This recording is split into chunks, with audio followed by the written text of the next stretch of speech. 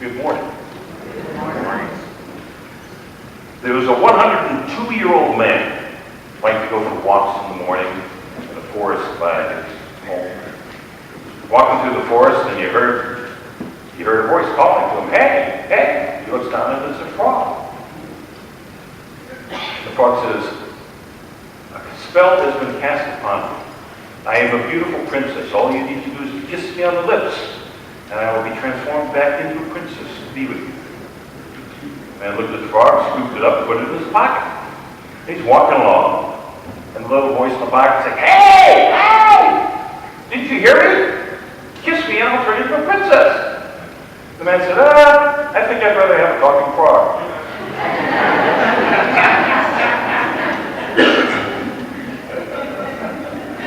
How many of us walk through life not fully appreciating the potential that is there? Sometimes we don't quite realize what we have at our disposal. Recently I was listening to the Joseph Campbell interview, The Power of Myth. I've got the audio version of it. And he's talking about the tradition of the European dragon in the old folklore and mythology. And he says the hero has to face the dragon. Now, the dragon is always protecting a cave.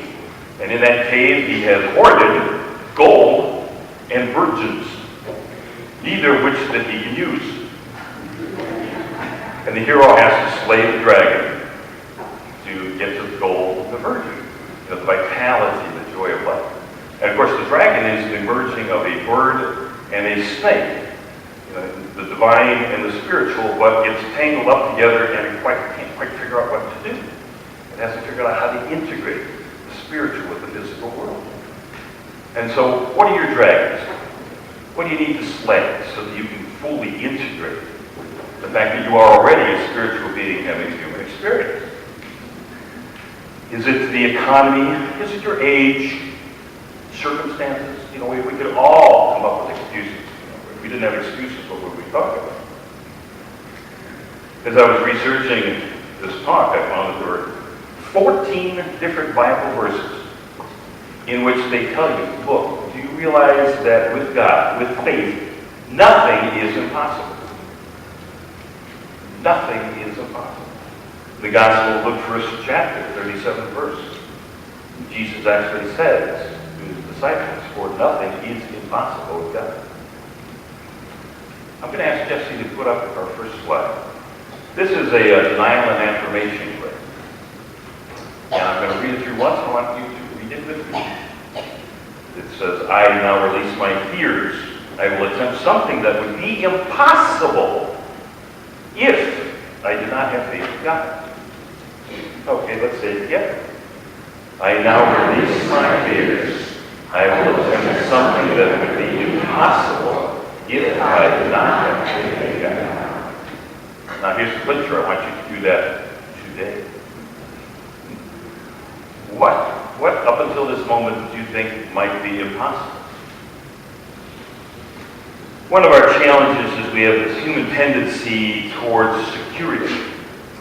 And a lot of us will look for security in the physical world. Is it the savings account? Or is it this investment portfolio? Is it just the paycheck that's coming at the end of next week? What's your security? Now those are all channels through which God's good can come to you, but God is the source. God is the security. And if you change your mindset so that you realize that God is the source and can get what it is unique to you through whatever channel is necessary, you'll see a major shift in your life. Everyone has a burning desire, something that's stuck with them, but maybe they're a little bit afraid of it. They're afraid of facing the dragon. Now, I'm not talking about whims or things, that just pop up occasionally. Oh, I think I'll do that. Nah, I think I'll do that.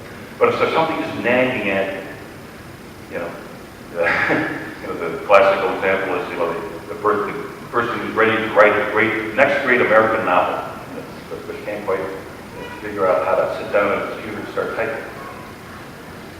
It may seem crazy at first, your idea, but it sticks with you. This year's the 25th anniversary of when the movie Field of Dreams came out.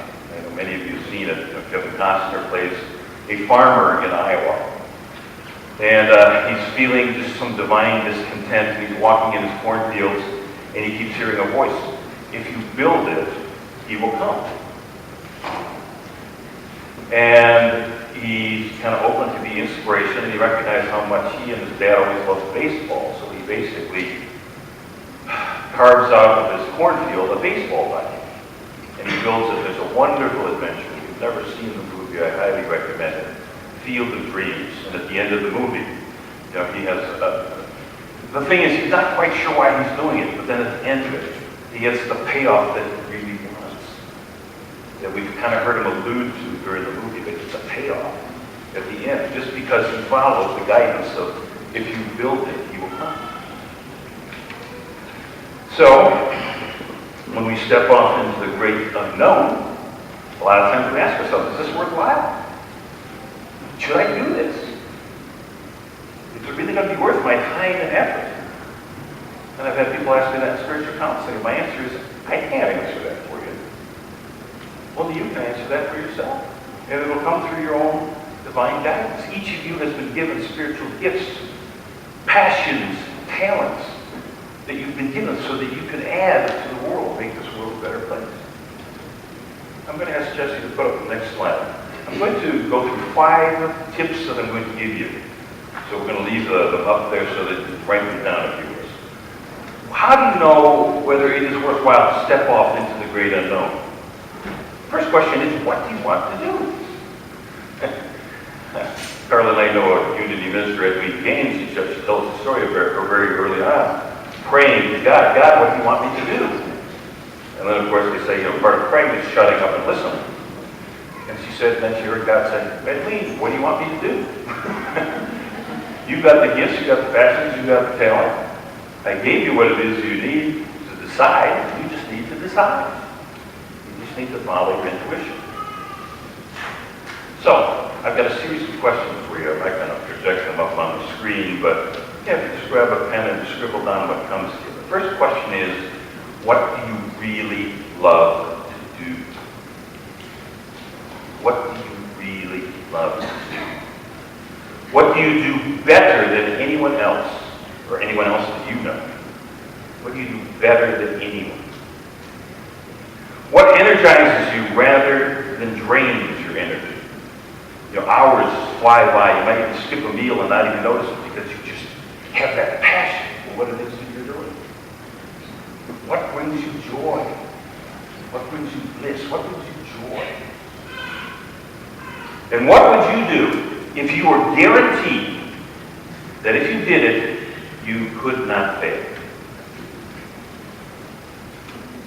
These are the clues to following the divine guidance that comes. As I've said many a Sunday, open your mind to the divine mind and allow the divine ideas to flow into your intuition, into your mind. And you'll know it because you can just feel that it's right for you. The only two things that need to happen with the divine ideas: one, you need to believe that they exist, and then they'll come to you. And then the second thing is just be willing to express the ones that are right and perfect for you to express. See, the key is, it's funny, I've got a nephew who's heading off to college, beginning his freshman year here in a few months, and as he was deciding what he wanted to do over the last couple of years. And I was pointing out to him, look, whatever you do, you're going to have challenges. You're going to have BS.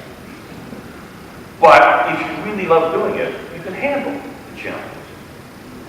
If you don't like doing it, the challenge is going to beat you down.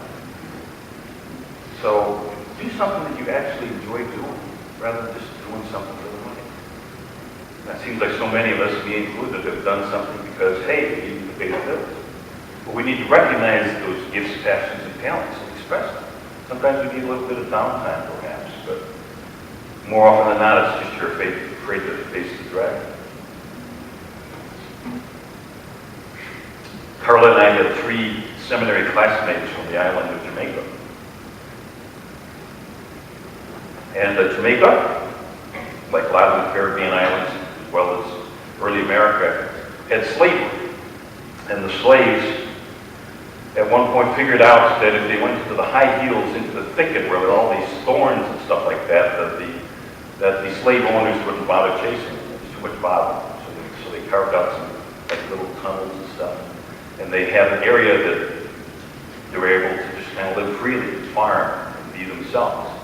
But they noticed that there was a habit, a routine, and that was they were looking behind.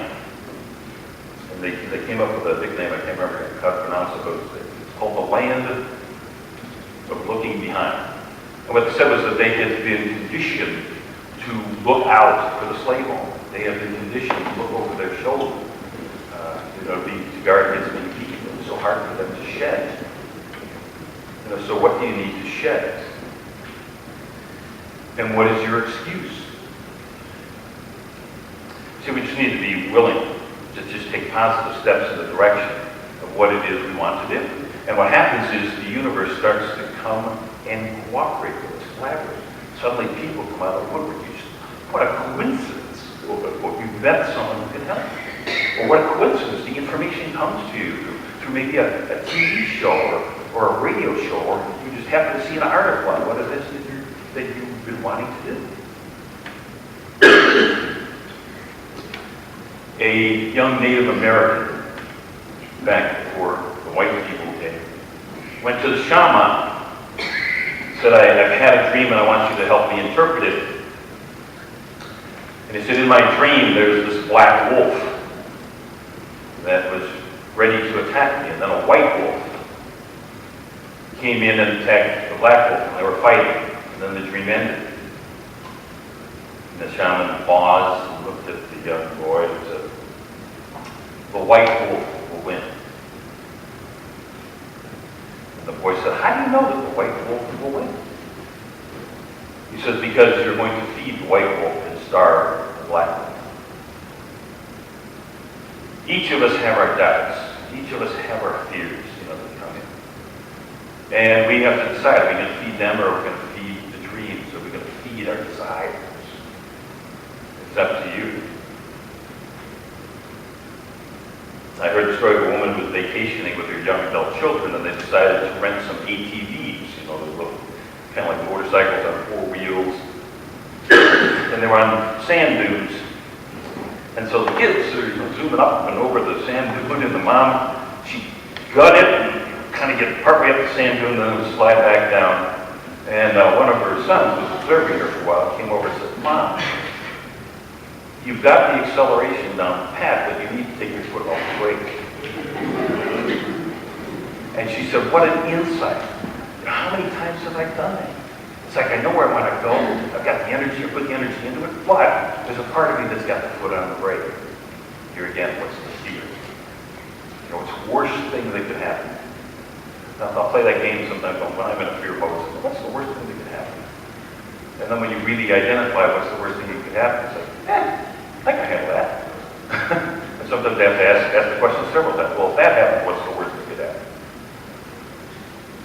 Okay, so number one was, what do you want to do? Number two, does it align with your core values? Does it align with your core values? What's important to you? And here again, it's something that only you are going to know. A college philosophy professor stood before his class with a 3-gallon jar, and in it were rocks, some about the size of baseballs, some the other size of golf balls, right up to the brim. And he said, okay, looking at this jar, is this jar full? There was a consensus in the room that yes, the jar was full. So then he reached underneath the desk and he pulled out a pail of gravel. And he poured the gravel in and poured in around all of the rocks. Until he got to the brim. He looked at his class and he said, is this jar full? And then you could start to see the chin scratching in the room. No. So you guys learn quickly. Then he pulls out a pail of sand, pours the sand in, and it goes in around the ground until it gets to the brim. And he asks one more time, is the jar full? And almost in unison, people said no. And then he pulls out a pitcher of water, pours the water in. The water fills in, working its way around, until finally the jar is overflowing with the water. And the professor paused and looked at the students. You need to figure out what are the rocks in your life.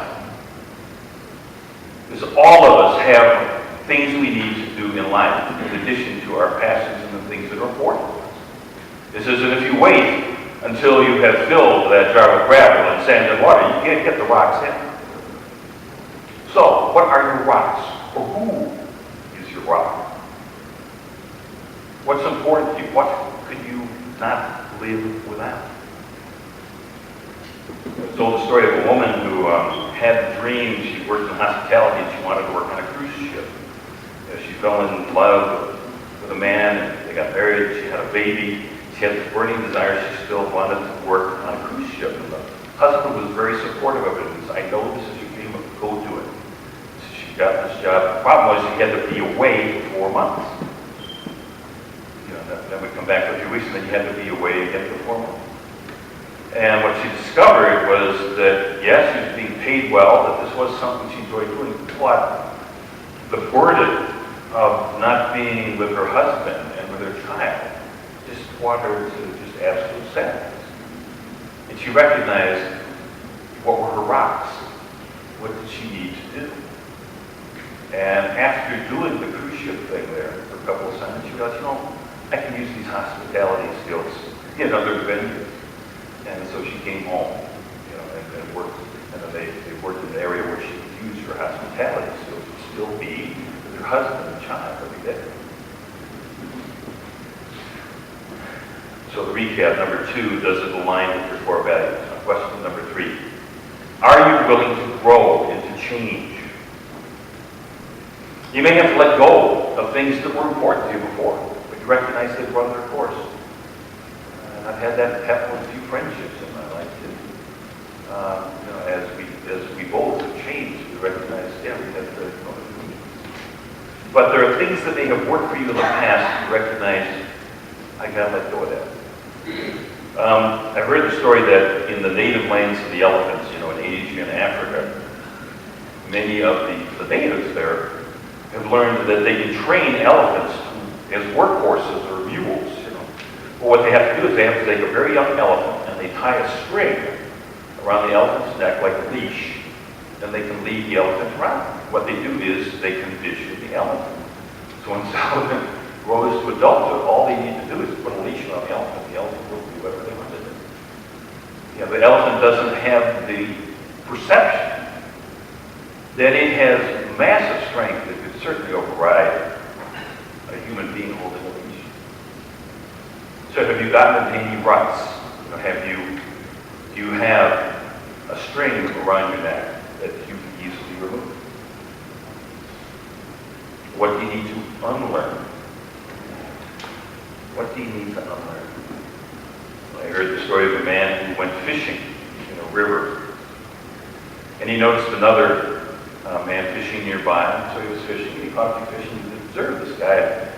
It seemed like this guy was catching fish after fish, but he started noticing something weird. Now, most fishermen, when they catch a very small fish, they'll put it back so that the fish can grow to maturity. But this guy would catch a really big fish, and then he'd hold up a ruler, and then he'd throw the big fish back. And he'd get a medium-sized fish, hold up a ruler, that one he'd say, small one he'd throw back, get another big one, hold up the ruler, threw the big one back. And so finally, the guy took a break and went over to the other fisherman and said, I've noticed that, you seem to have a specific fish in mind. Do they have better flavor or whatever? He says, no, I measure them because I want to make sure the fish will fit in my frying pan. It's almost become an overused phrase, but think outside the box. Can you think outside your frying pan? Can you think outside your frying pan? One of the, let me tell you the story from the Gospel of Matthew, 14th chapter, 22nd verse. Many of you have heard it, Jesus walks on water. But the context is important. Jesus has just been preaching to the masses on the Sea of Galilee at the shore's edge. And as he wraps up, he tells the 12 disciples to go ahead and jump in the fishing boat, sail to the other side, because he's going to disperse the crowd and he's going to go up into the hills and meditate. Which of course is symbolism for just going into a higher consciousness and meditating. So we pick it up here. It says, when Jesus was there alone, the evening came, and by this time, the disciples in the boat were being battered by waves. They were far from land, for the wind was against them. And early in the morning, Jesus came walking toward them on the sea. But when they saw him, they were afraid. "It is a ghost!" They cried out in fear, but immediately Jesus spoke to them and said, "Take heart, it is I. Do not be afraid." In modern language, that would be, "Hey, chill. Everything's cool here." But Peter answered and said, "Lord, if it is indeed you, command me to come to you on the water." And Jesus said to Peter, "Come." So Peter got on the boat, started walking on the water. He's walking towards Jesus, but then he looked away at the strong wind. He became frightened and he started to sink in the water. And he cried out, "Lord, save me!" And Jesus immediately reached out his hand and took Peter's hand and caught him and said to him, "You of little faith, why did you doubt?"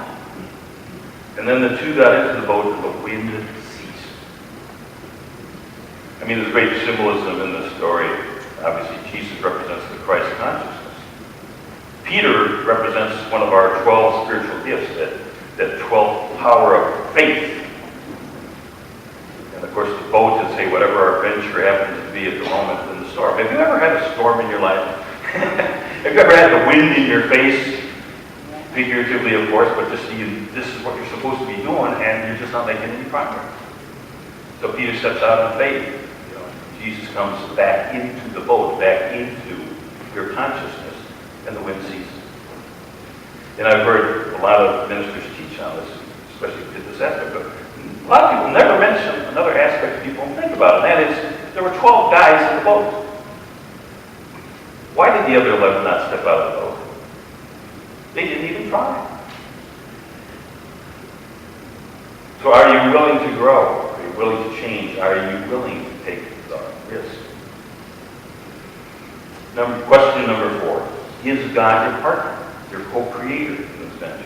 I mentioned the idea of the divine idea.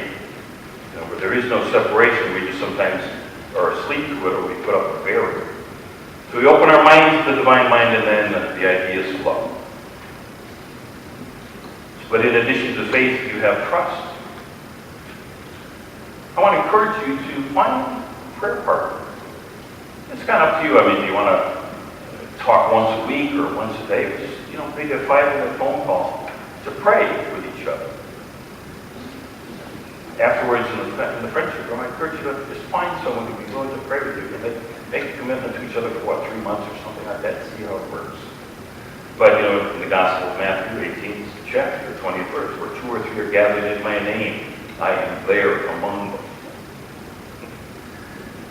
Wayne Dyer, a lot of you are familiar with Wayne. Wayne actually came out of a Unity church in Detroit, but he made the decision that he wanted to take this message to the masses, so he came up with a more generic language teaching Unity principles. But he tells a story of being at an airport once, and he needed to be in Chicago for a speaking engagement that evening.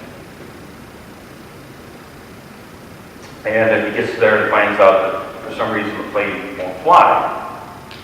And so he goes and tries to find another flight. And basically the woman at the counter is like, "I'm sorry, sir, it's impossible. You're not going to make this time." And so he asks her supervisor, and the supervisor comes over and says, "Yeah, she's right. I mean, there aren't any other airlines that fly there, and you're just going to have to stuck like 2 months." And so Wayne scribbles out a note that says, "I'd like you to find your manager and give him this note." And so the supervisor took the note to her manager, and the note read, "I would like to speak to somebody, anybody, who does not believe in the impossible." And the manager came out and said, "Sir, how can I help you?" I said, "Well, here's the situation. I have a speaking engagement in Chicago. But depending on me, if I don't show, the whole thing is kaput. So how can I get there so that I can walk in there and be there at 7 o'clock tonight in Chicago?" And so the manager looked over the computers. "You're right. We could get you there. It's going to be a roundabout way, but we can get you there." And sure enough, he had to fly someplace else, and fly to Chicago. And he did arrive like 10 minutes before he was supposed to speak, but he got there. So sometimes it's good to just have a partner who's willing to say, yeah, I see the dream with you. I see, no matter how insignificant the dream might seem in the grand scheme of the world. It's like, yeah, you need someone who's ready to believe with you, the faith in the proper place, and that is in the divine, in God. So number 4 is God your partner, your co-creator? Then finally, number 5, will it bless others? I mean, we are given these gifts, these passions and talents to add to the world. You know, it might be something as simple as that, you need, a house or a business better than anyone else. You might be the best mother, the best parent, or the best child supervisor. You may be a great cook. And you don't have to, it seems like our society these days, it's like, you're CEO or something like that. No, that's not what's important. We know what's important. We're talking about what's important to us. One of the challenges we have in the world right now is this financialization, of our society. Bankers and hedge funds, so the only thing they're interested in is earning interest, or making money. They're borrowing money at virtually no interest from the Federal Reserve, and then they're buying government bonds rather than circulating the energy in the economy. So why are you doing this? You would not be here sitting in unity, spiritual community, if you did not want to make this world a better place. So, let's recap.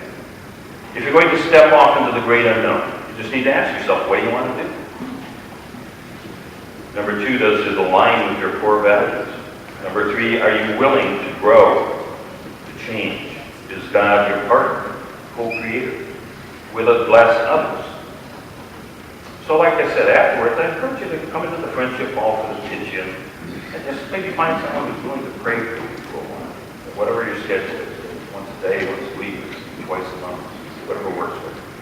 Leo Burnett, the founder of the ad agency up in Chicago, used to say, reach for the moon. You may not grasp it, but you're not going to come up with a handful of mud either. We're going to close with a 3-minute video from Steve Hartman of the CBS Evening News about a woman in a town about 200 miles southeast of El Paso who teaches children to reach for the moon.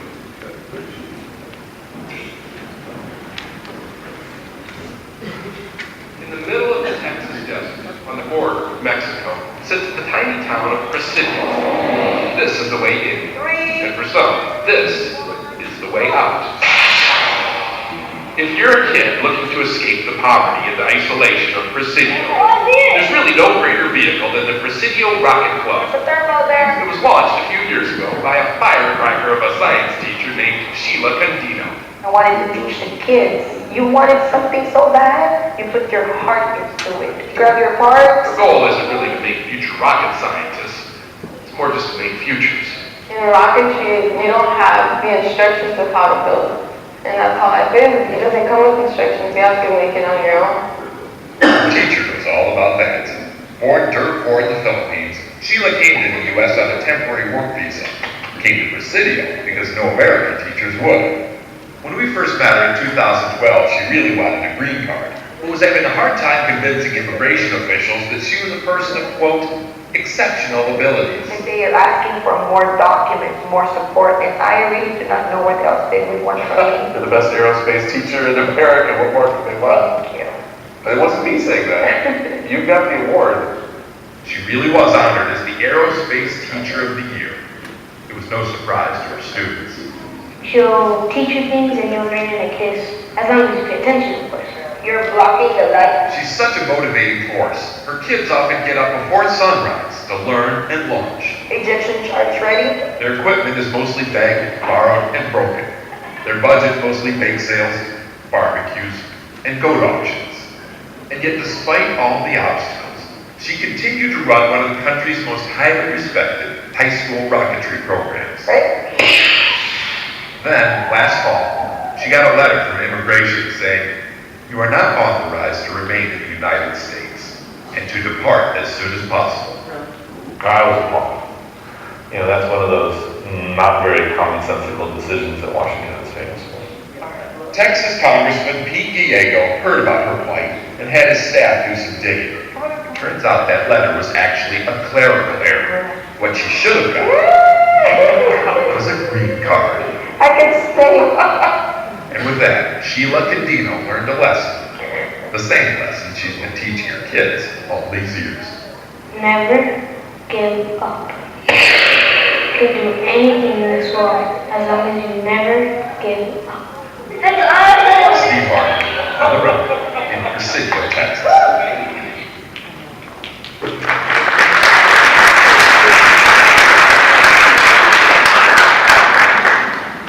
From the Gospel of Matthew, 4th chapter, 35th verse. Jesus says, "Did I not hear you say there are 4 months until the harvest? I tell you to lift up your eyes. See how the fields are already white and ready for harvest." And from the Gospel of Matthew, 17th chapter, 19th verse. The disciples came to Jesus privately and said, "Why could we not do it?" And he said to them, "Because of your lack of faith. For truly I say to you, if you have faith even as small as a grain of mustard seed, you will say to this mountain, 'Move from here to there,' and it will move, and nothing will be impossible to you." And may you always be open to God's guidance and grace.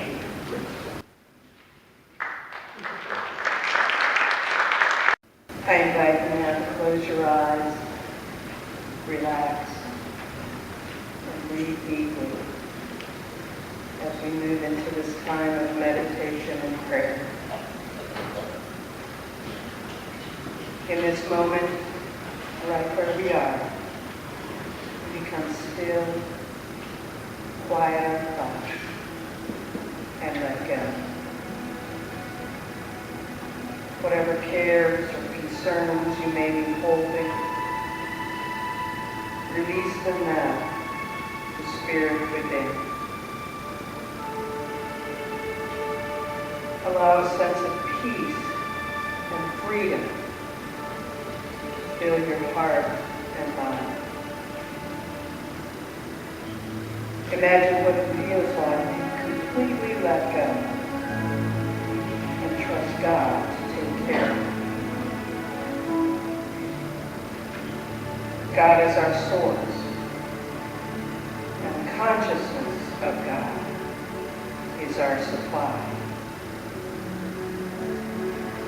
God has many channels to provide for us. And as we accept and feel that truth, we feel a profound sense of peace.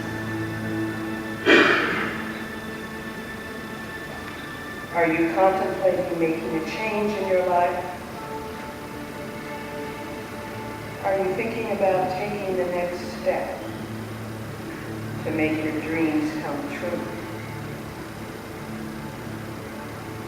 Do you aspire to live your life at a higher level of consciousness and fulfill your life purpose?